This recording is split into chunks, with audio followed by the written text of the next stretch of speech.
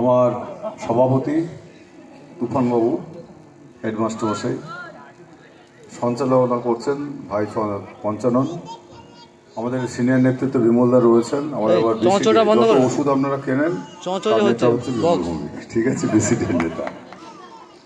আমাদের দাদা রয়েছেন, গোলামদা রয়েছেন, আমাদের সন্টু মালাকার, আমাদের রয়েছেন, স্যার রয়েছেন এবং সবাই।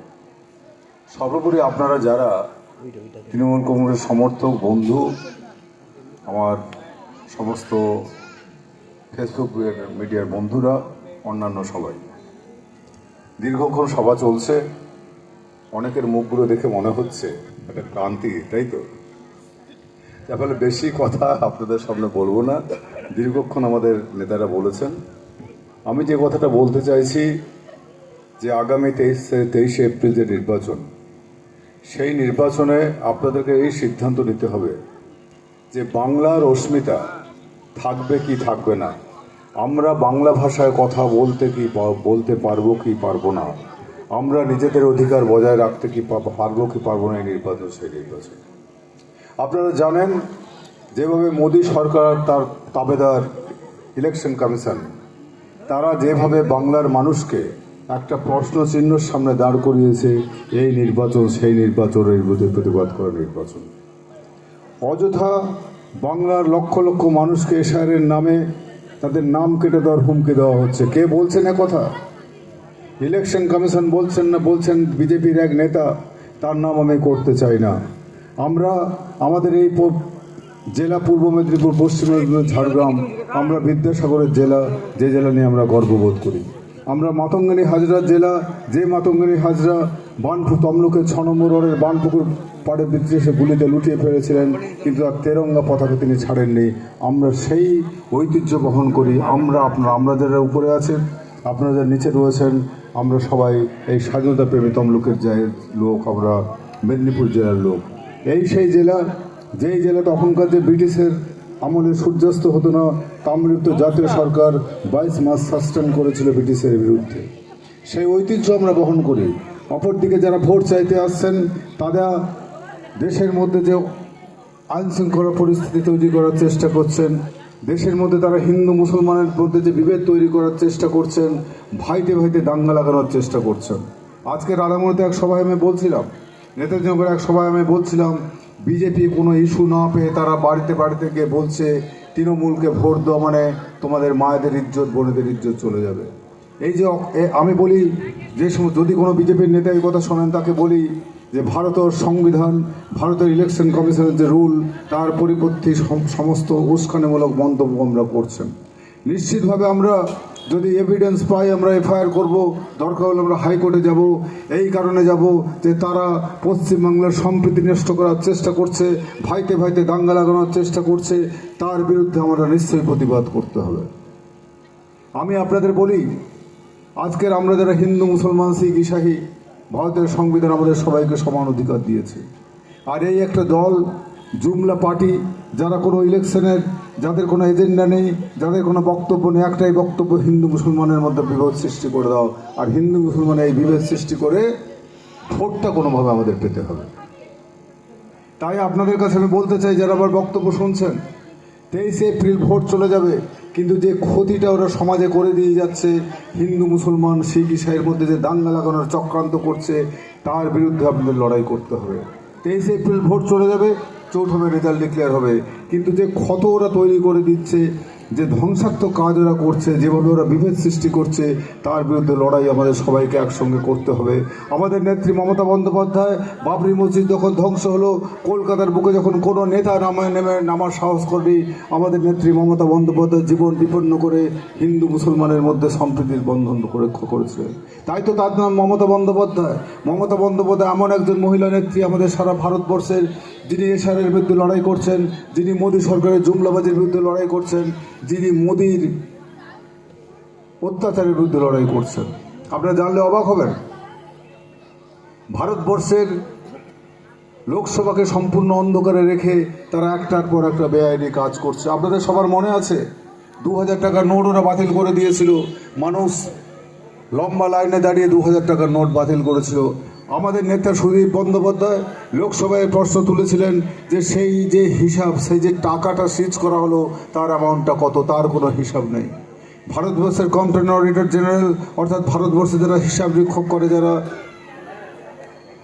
সরকারি অডিট করে, তারা এই প্রশ্ন তুলেছে লোকসভায় প্রধানমন্ত্রীর সামনে যে কোথায় গেল সেই টাকা, সেই টাকার কোনো হিসাব নেই। আসলে পিছনের দরজা দিয়ে সেই টাকা বিজেপির পার্টি ফান্ডে গেছে বলেই বিজেপি আজকের লক্ষ লক্ষ টাকা, কোটি কোটি টাকা নিয়ে নির্বাচনে লড়েছে। আমাদের নেত্রী মমতা বন্দ্যোপাধ্যায় ঠিক কথাই বলেছেন যে ওদের টাকার কাছে বাংলা মাথা নত করবে না, ওদের টাকার কাছে বাঙালি মাথা নত করবে না। বাঙালি যেভাবে স্বামী বিবেকানন্দের আদর্শে দীক্ষিত, বাঙালি যেভাবে মাথা উঁচু করে লড়াই করে, আমাদের নেত্রী মমতা বন্দ্যোপাধ্যায় যেভাবে মাথা উঁচু করে লড়াই করে, সেই লড়াই আমরা জারি করব, জারি রাখবো। আপনাদেরকে বলি, মায়েরা বেশিরভাগ আছেন, আমি দেখতে পাচ্ছি দাদারা রয়েছেন। আমার নেত্রী মমতা বন্দ্যোপাধ্যায় লক্ষ্মীর ভাণ্ডার দিচ্ছেন আপনাদেরকে স্বনির্ভর করার জন্য। অপরপক্ষে বিজেপি একটা নতুন একটা স্টাইল তৈরি করেছে, কি একটা ফর্ম বিলি করে, অন্নপূর্ণা ভাণ্ডার ৩,০০০ টাকার কি একটা ফর্ম বিলি করছে। আমি বন্ধুদের বলি যে তোমরা ফার্স্টে আইনটা জানো, ইলেকশন চলাকালীন এইভাবে কাজ করা যায় না। আমি গতকাল ইলেকশন কমিশনে যেমন কমপ্লেন করেছি, তমলুক থানায় কমপ্লেন করেছি আমি যে এই বেআইনি কাজের বিরুদ্ধে। কারণ এইভাবে মানুষকে ধোঁকা দিয়ে ওরা 2024 সালে ভোটটা পেয়ে গিয়েছে, আর যাকে 2024 সালে আপনাদের কেউ বা তমলুকের মানুষ যাকে ভোট দিয়ে সাংসদ করেছিলেন অভিজিৎ গঙ্গোপাধ্যায়, তাকে আর কেউ দেখতে পায় না। সেই যে 2024 সালে তিনি জিতেছিলেন, তারপর তাকে আর কেউ দেখতে পায় না। আমরা জানতে চাই বিজেপির বন্ধুদের কাছে যে তমলুকের মানুষ সাংসদ নির্বাচিত করেছিল, সাংসদ কি কাজ করেছে সেই হিসাব দিতে হবে, কারণ অলরেডি 2 বছর হয়ে গেছে।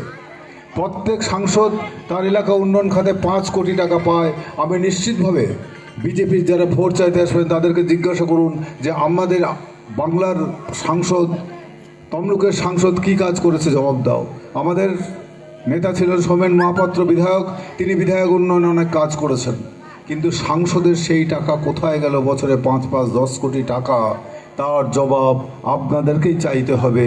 যখন আপনাদের বাড়িতে ভোট চাইতে আসবে তখন আপনারা জিজ্ঞাসা করবেন, ভাই 10 কোটি টাকার হিসাব কই।